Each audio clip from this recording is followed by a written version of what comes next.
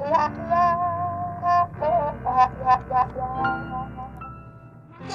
Thursday, it's story time. Get your stories, roll up. We have stories for you. Nearly at the weekend, everybody. Oh my Hang God, in there. we're so Dig close. deep. You can do it, And buddy. in the meantime, we're going to entertain you so that while you're supposed to be at work, you can be listening to our Minisode. Yes, running on the gym, having a chuckle or an exasperated sigh at the state of the dating world. We're here to provide that service for you. So I have a really good one that I found for you that I want to give this woman a medal. Right. But I not everybody does. Some people are saying So it's a split opinion kind of. she's a stalker. Right. So, ladies and gentlemen, if you think this story deserves a medal or imprisonment for stalking, let us know.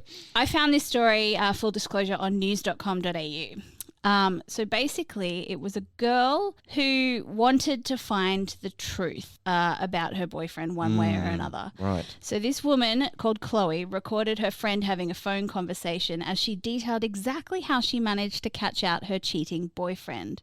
So basically this whole TikTok was like, it had comments saying, MI5 or FBI, please employ this woman. So her friend, who wasn't named, revealed how she used Instagram to track her men, but not how you think. This reminds me of something that I would do.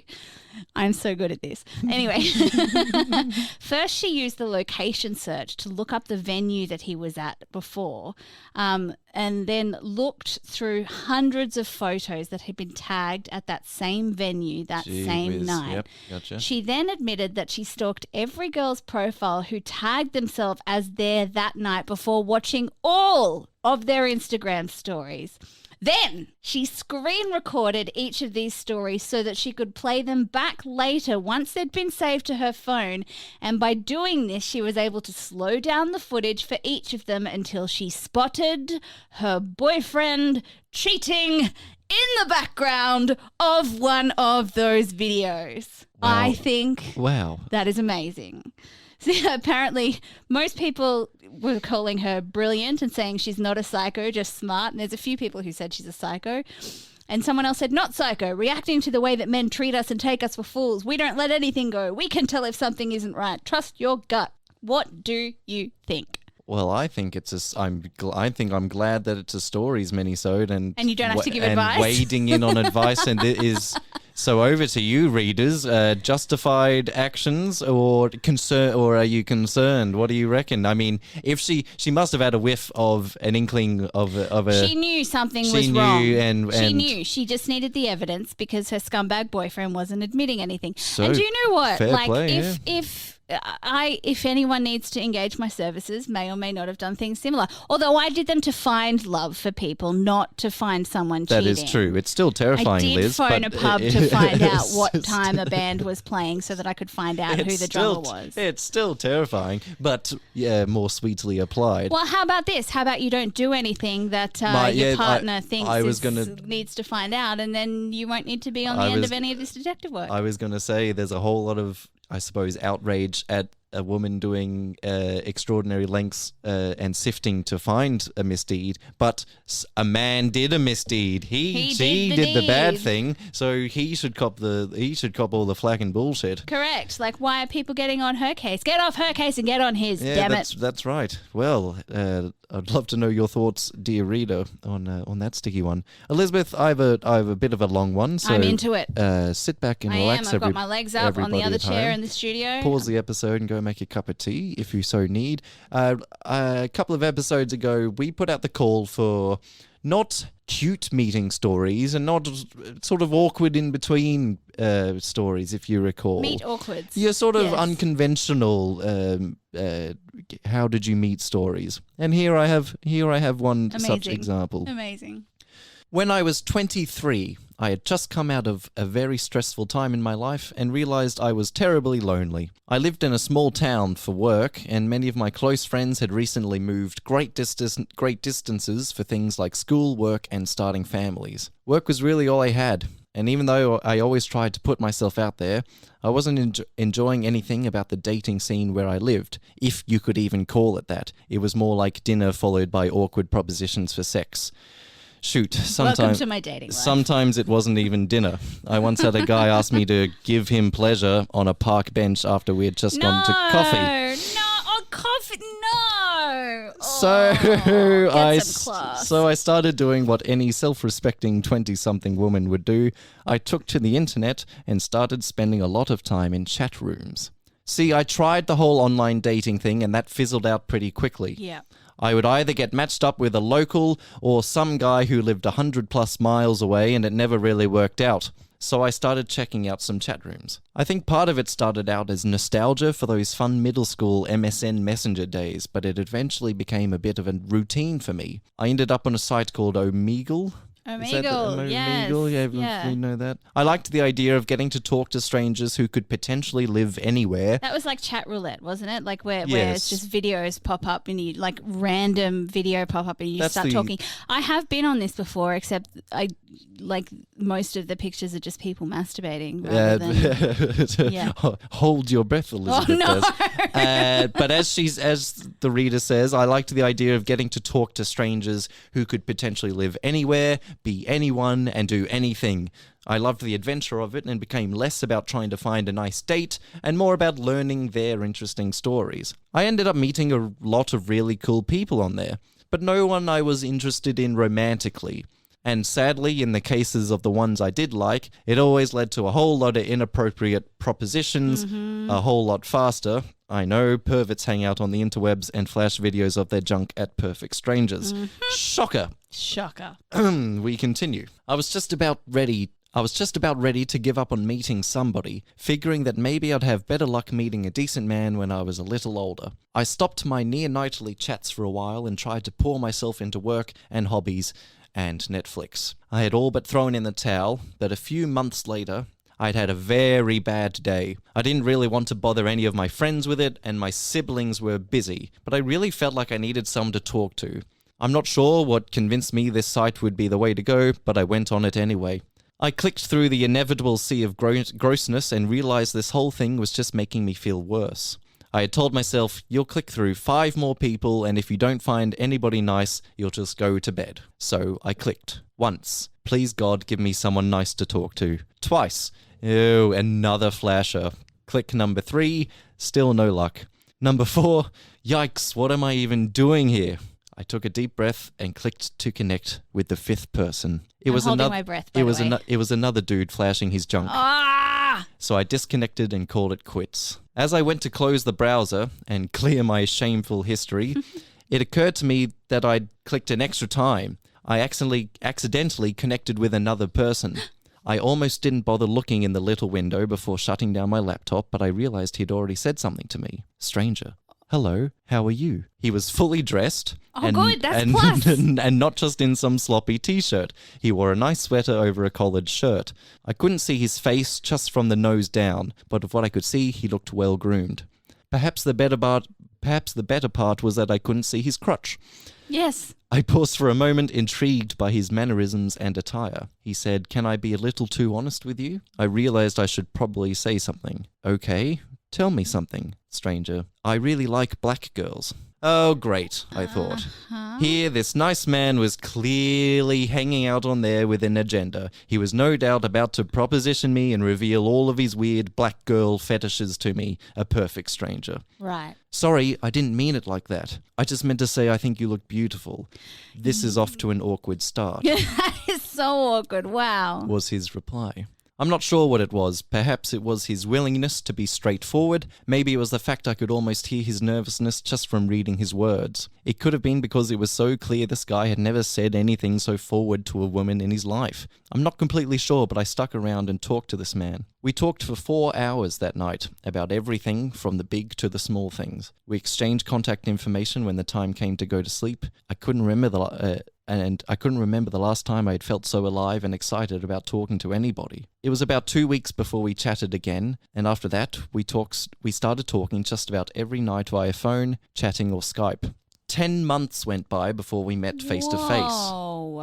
In that time, I got to know his heart and mind before I ever held his hand, kissed his lips, or smelled his cologne. That scares me, but continue.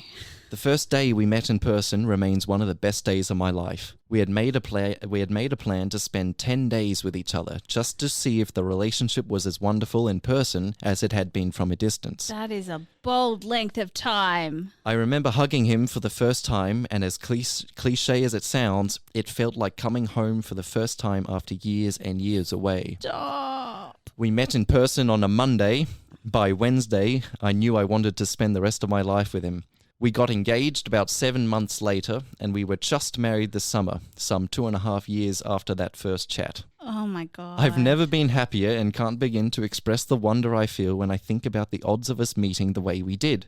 It sounds crazy, but I think I fell in love with him that very first night we talked, and I've loved him a little more every day since. Why do you make my heart open to love again, Thomas? Why do you tell me these happy stories? It's I don't know. The people want it, I suppose. Yeah, some of them, the people. even if they don't admit it, they want it. That's beautiful. It's wants and needs. That's fucking stinking beautiful. So a bit of a long one there, readers, but a kind of unconventional how did you meet story. That is so. And in the almost didn't happen. Like that is so sliding doors moment. Like that is in the awkwardness and the unconventionality of it, there was romance. I want more. I want more of these meet awkwards. Yes, so send them through to ghostsofboyfriendspast@gmail.com if you have those stories, or if you know someone who met like that, your parents, your grandparents, dob them in, get their story into us now. Liz, do you want to take us home and see these good people off? We should have just had 2 of my stories and then finished on your nice one, because this one's going to piss you off. No, well, look, here we go. This was found on Reddit's Am I the Arsehole? Oh, good. Delicious.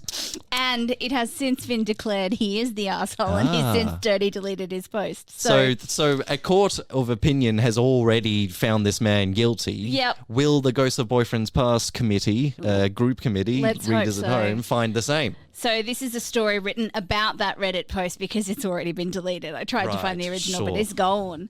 One man's seemingly sweet gesture has sparked outrage on social media after people believe he ruined an important milestone in a couple's relationship.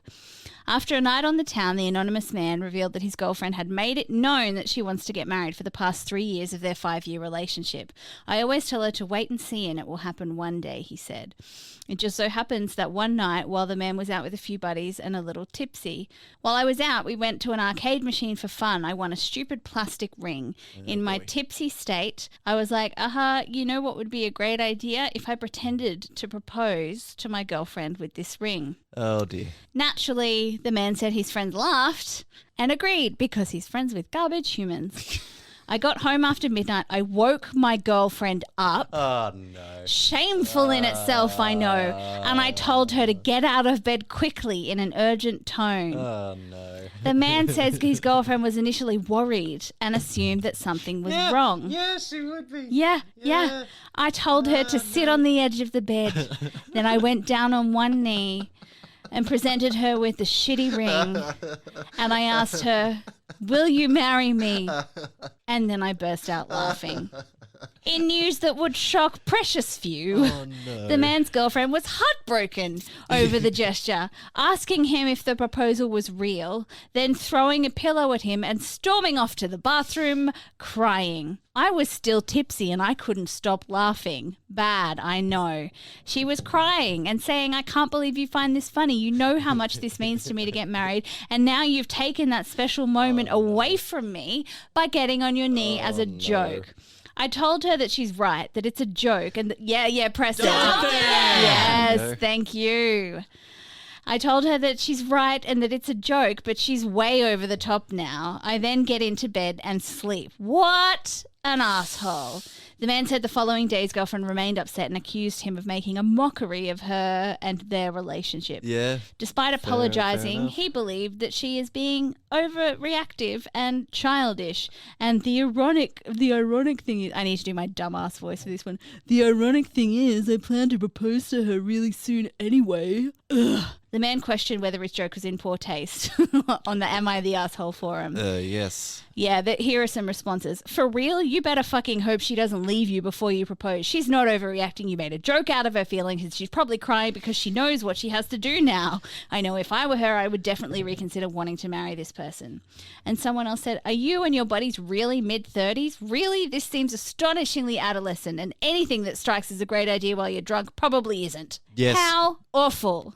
Dreadful. The practical joker in me wants to believe that there is room for this kind of prank in the relationship, but not at midnight, waking her up, Urgently making getting her out of urgently bed. like you've been out. She's not in terrible, woeful execution. And 0 you've got to stars really for make execution. sure that you throw the line away if it's a joke. You can't get on your knees and make it a moment. You can be like, "Here, honey, you want to get married? Here's your ring," and So- it's the plastic one. Like you've got to.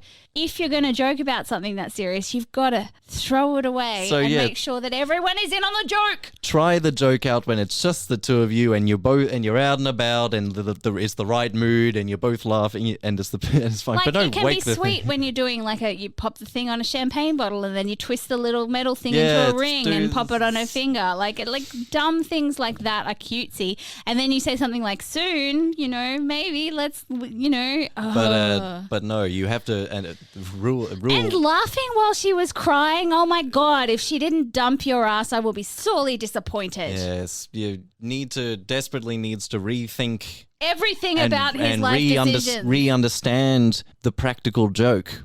Rule 1 of practical joke is it should be no tears. It shouldn't hurt anyone. Where was I going with this? Rule number 2. I'm outraged. I'm outraged not at what he did and how he did it. Everyone has to be in on the joke. Yes, that's If right. if you play a joke on someone and everyone's not laughing at the end, it wasn't joke. Yes. It wasn't joke. I've lost all ability to form complete sentences. Outraged has struck Elizabeth Best. And on that shitty note, we're going to leave you. We'll just end it. Thank you for tuning in once again. There are other podcasts out there, but you keep coming back to ours, so thank you for doing that. Please take a second to write down your thoughts of our podcast and rate us and give us 5 stars. Even if it's caveman speak, use like Elizabeth angry, make laugh. Yeah. Just get that out. That's anything only you 4 want to words. say, because your 5-star review helps other people like you find our podcast. I know everybody says it, but it really works. 1 extra review can be the difference between throwing us up in new and noteworthy again, or us losing all of our sponsors and people forever if you don't review us. And if it was just us twatting about, talking into a microphone, Twatting about. I wouldn't really ask you to rate and review. But we're accumulating good advice and solid stuff to pass on that and can having help. real world impact. There have been several people who have written into Yeah, us, so- and we've even had some of them on as guests who have heard other people's stories and gone, "Oh my God, what's happening to me is okay." So yeah, keep writing in. We love your stories, and until then, don't fucking fake propose to someone. That's just off the fucking no good. table. It's no good. La la la